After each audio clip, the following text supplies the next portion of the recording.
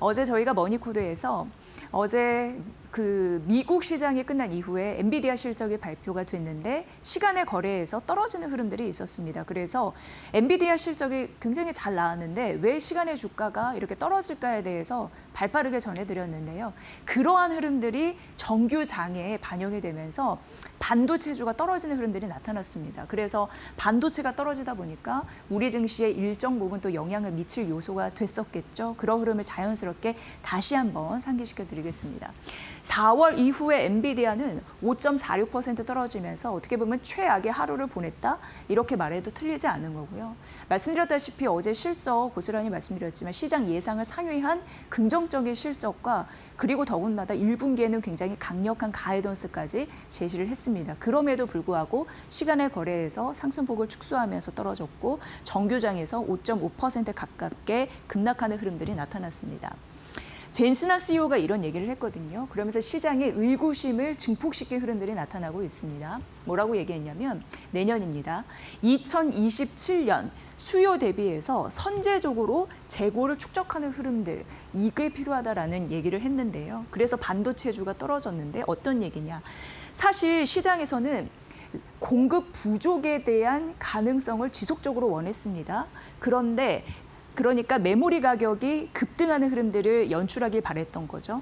그러면서 기업 실적이 급증을 하고 이게 주가의 추가 상승의 랠리를 부어주는 그런 흐름들을 원했었는데 젠스낙 CEO가 한 말은 공급 대란의 장기화 기대를 좀 일축시키는 그러한 멘트였습니다.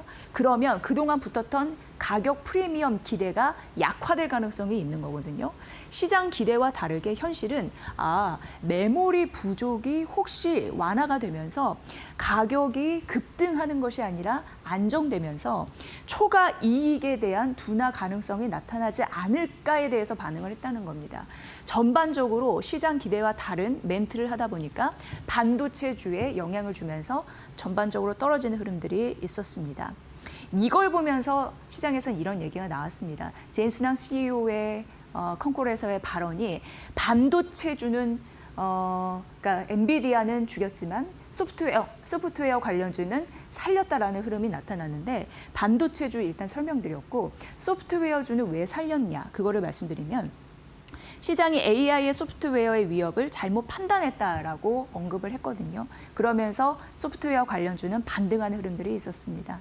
그동안 소프트웨어 관련주가 엔트로픽의 클로드 이런 부분이 나타나면서 AI 산업 전반적으로 다른 산업을 대체하는 것이 아니냐라는 우려감이 나타났었는데 일단 젠스낙 CEO가 이거를 우려를 일축시키면서 소프트웨어는 반등, 그러나 반도체주는 떨어지면서 엔비디아는 살리지 못한 흐름들이 나왔습니다. 이게 우리 시장에 일정 부분 영향을 미치고 있어서 잘 이런 부분 또 참고해 보시면 될 것 같고요.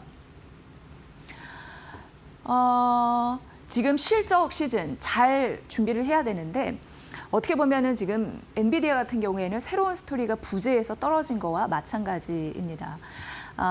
그동안 가파르게 오른 밸류에 대한 누적 피로감도 있는 상황이고요. 역시나 AI 섹터 관련해서 평가가 너무 지나치지 않았느냐라는 우려감 이런 부분도 더해지고 있는 상황이고요.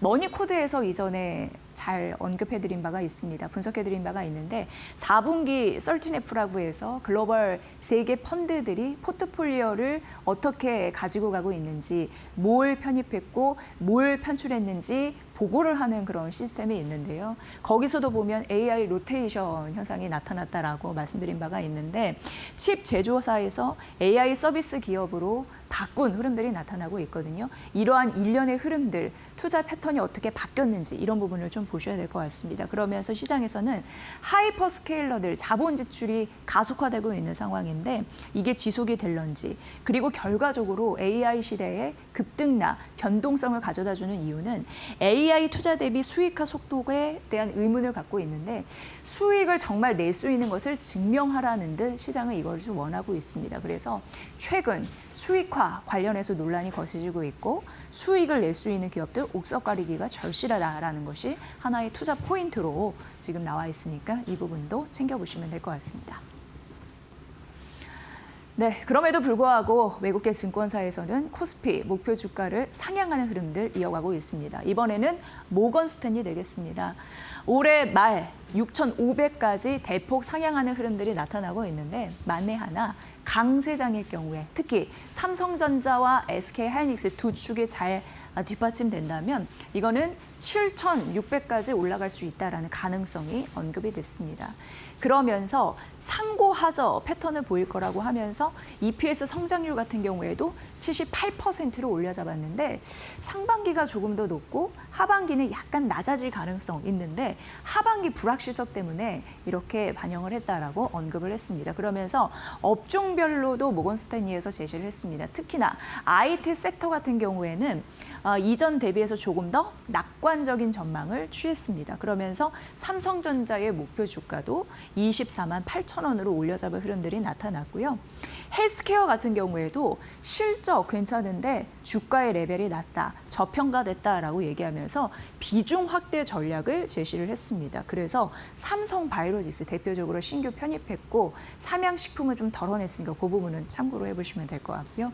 증권주 비중 확대해서 중립으로 좀 낮췄네요. 비은행 금융권입니다. 왜냐하면 최근 가파르게 올랐습니다. 그러니까 주가 고점에 대한 밸류 부담이 있다라고 얘기를 했습니다. 이 부분을 또 보시고요. 코스피 대폭 상향한 이유, 모건 스탠리에서는 정부 정책에 대한 의지를 봤습니다. 긍정적으로요. 그러면서 원화 강세와 그리고 내수 회복 이런 부분은 사실 경제의 펀더멘털을 탄탄하게 하는 요소가 될 수 있기 때문에 이걸 긍정적인 포인트로 제시를 했습니다. 그리고 최근 보면은 유동성 환경이 획기적으로 개선이 되고 있습니다. 국내 기관뿐만 아니라 제일 중요한 게 개인이 증시를 참여하고 있다는 부분입니다. 국내에서 국내 주식을 갖다가 외국에 세일즈 하시는 분들의 얘기를 들어보면 정말 어마어마한 변화가 최근 일어나고 있다라고 입을 모아서 얘기를 하고 있습니다. 예전에 외국계 기관들에게 우리나라 주식을 세일즈, 그러니까 영업할 때 그들은 항상 물어본다고 합니다. 코리아 디스카운트의 원인이 뭔지 아냐라고 얘기했을 때 할 말이 없었다고 하는데 그들이 생각하는 코리아 디스카운트의 가장 결정적인 원인은 한국 국민들이 한국 주식을 사지 않는다라는 거였습니다. 그런데 최근은 달라졌습니다. 한국 주식을 한국 국민들이 사기 시작했습니다. 그리고 오히려 미국장에 투자했던 서학개미 분들이 이제 동학개미로, 그러니까 국내 주식을 투자하는 그런 흐름들이 나타나고 있는데 그게 유동성의 환경을 획기적으로 개선하게 하는 요인 중에 하나가 되고 있다. 정말 괄목할 만한 변화라고 생각이 됩니다. 그러면서 모건 스탠리에서는 최우선 업종 선호 이런 부분을 반도체, 방산, 전력기기, 자동차 여전히 유지한다라고 했습니다. 이 섹터는 앞으로 코스피 6천, 코스피 7천 가는 길목에 코스피 추가 상승을 위한 든든한 버팀목이 될 가능성이 있기 때문에 이 부분 잘 참고해 보시면 될 것 같습니다. 지속해서 해외 증권사에서 우리나라 증시 그리고 업종 진단하는 건 저희가 발빠르게 전해드리겠습니다. 현재 시간 한 10시 9분 정도 지나고 있는데요. 시장 상황 듣고 나서 머니코드 이어가겠습니다. 김윤주 캐스터 받아주세요.